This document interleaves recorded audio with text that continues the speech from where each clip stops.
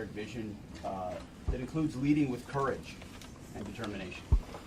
Our storied alliance has never been stronger or more essential than it is today. And together we remain committed to the Mutual Defense Treaty. And this pact extends to armed attacks on our armed forces, aircraft, or public vessels, including our Coast Guards, anywhere in the Pacific, including the South China Sea. As I emphasized at Shangri-La, the Asia-Pacific is our priority theater, and the United States is committed to achieving peace through strength and willing to work with all nations who share this desire in the region. We do not seek confrontation, but we are and will be ready and resolute. We're proud to support our mutual economic vitality, including your efforts to modernize your armed forces and collective defense. And since our last meeting in Manila, during my first trip to the Asia Pacific in March, our teams have made remarkable strides. Under President Trump and your leadership, Mr. President, we've made rapid progress enhancing real deterrence and upholding a free and open Asia Pacific through deepening our interoperability and expanding joint exercises, including the largest and most sophisticated exercise Balikatan ever conducted, as well as the Philippines' historic participation in the Talisman Sabre in Australia. We're also deploying new cutting-edge missiles and unmanned systems, and revitalizing our defense industrial bases. Together, we must forge a strong shield of real deterrence for peace, ensuring the long-term security and prosperity for our nations. So I look forward to our discussion today and your meeting with President Trump tomorrow. Welcome, Mr. President. Thank you, Mr. Secretary. Thank you once again. It's a very great pleasure to be with you, to meet with you once again after your visit to us in Manila.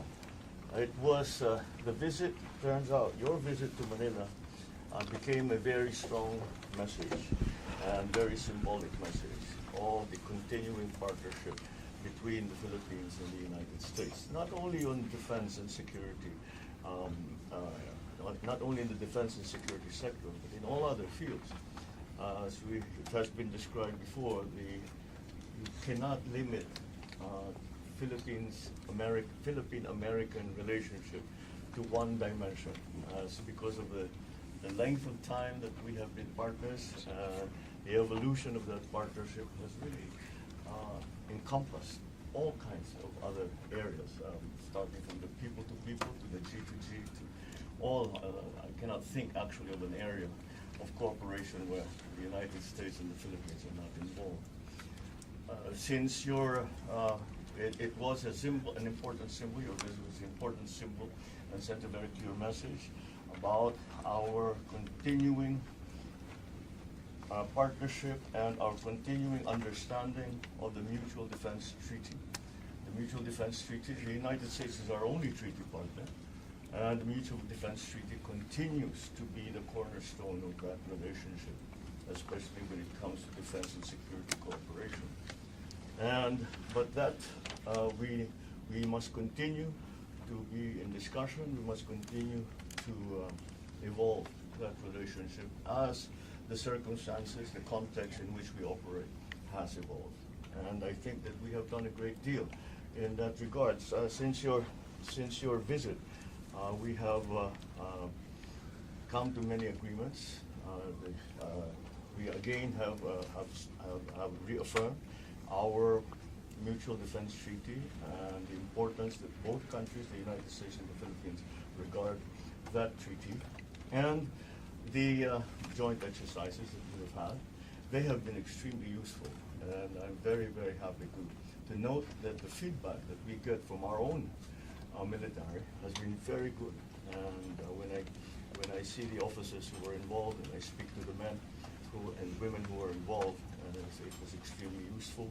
And essentially, we've achieved our purpose because they say they've learned a lot about how to operate together, not only with American forces, but also with, as you mentioned, forces around the Asia Pacific and down to Australia and even to Canada and all of the other countries that have been involved. So it has been a good development, and I thank yourself and the United States government and and ask President Trump for the continuing support that we feel and that we need in the face of the threats that our country is facing. So I'm very happy and the continuing support that you have given us in terms of the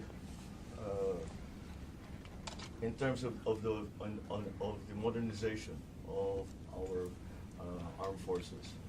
Again, that forms a very, very important part of that relationship. And again, it is the proper response considering the challenges, let me put it that way, the challenges that we face in the Philippines specifically, vis-a-vis the changing geopolitical forces and the political developments around our part of the world. But again, I believe that our alliance, the United States and the Philippines, have formed a great part in terms of preserving the peace, in terms of preserving the stability of the South China Sea, but I would even go as far as to say in the entire Indo-Pacific region. And we are always very, very happy to continue to strengthen that relationship, and we look forward to the coming discussions between our two governments.